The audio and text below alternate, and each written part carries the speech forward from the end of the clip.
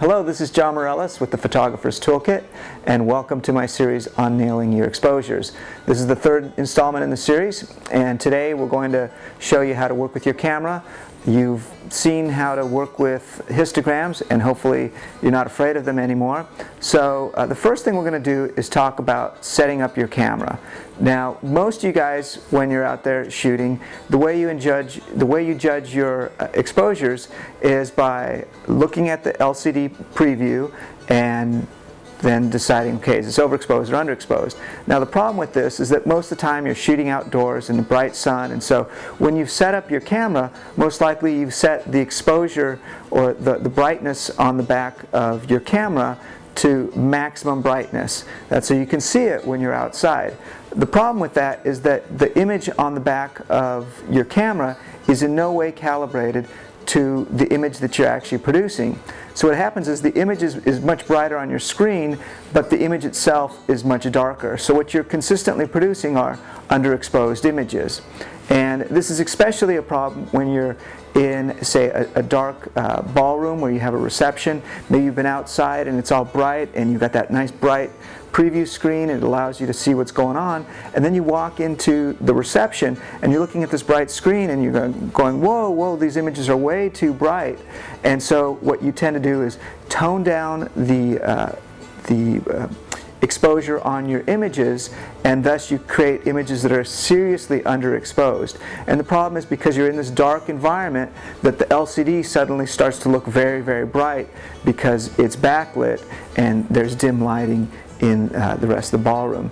So the very first step is to properly set up your camera, and the way we do that is by turning down the brightness on the camera LCD.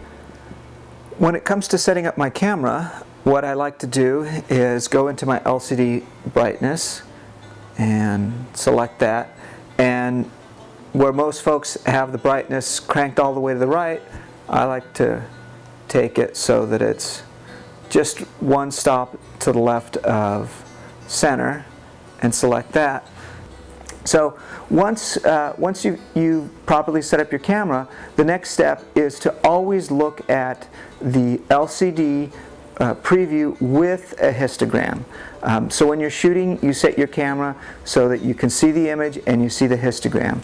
And the way I work is when I'm shooting, I quickly, and I'll grab my camera here, and so what I'll do is I'll take a picture. Let's say I take a picture of you, and then I quickly look at the histogram and I'll look to see, am I getting a good histogram with data from the left side of the histogram all the way to the right.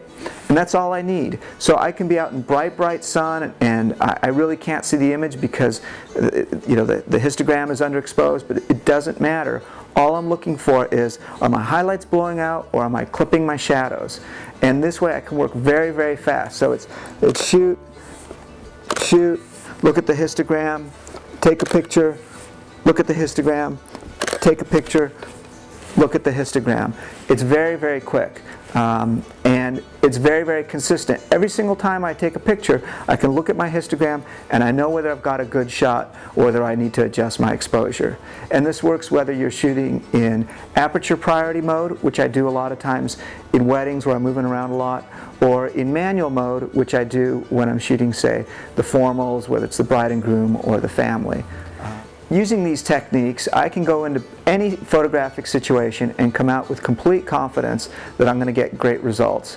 Whether it's shooting a $10,000 wedding, whether it's a big budget advertising campaign, a portrait shoot, it doesn't matter. I'm going to come out with the great images that the client wants. And that's really the secret to success and your confidence as a professional photographer. When you go to a client and you say, here's what I'm charging, if you know that you can stand 100% behind whatever it is you're charging and the work that you're performing, it's going to make you a better photographer. So for the Photographer's Toolkit, this is John Mireles signing off.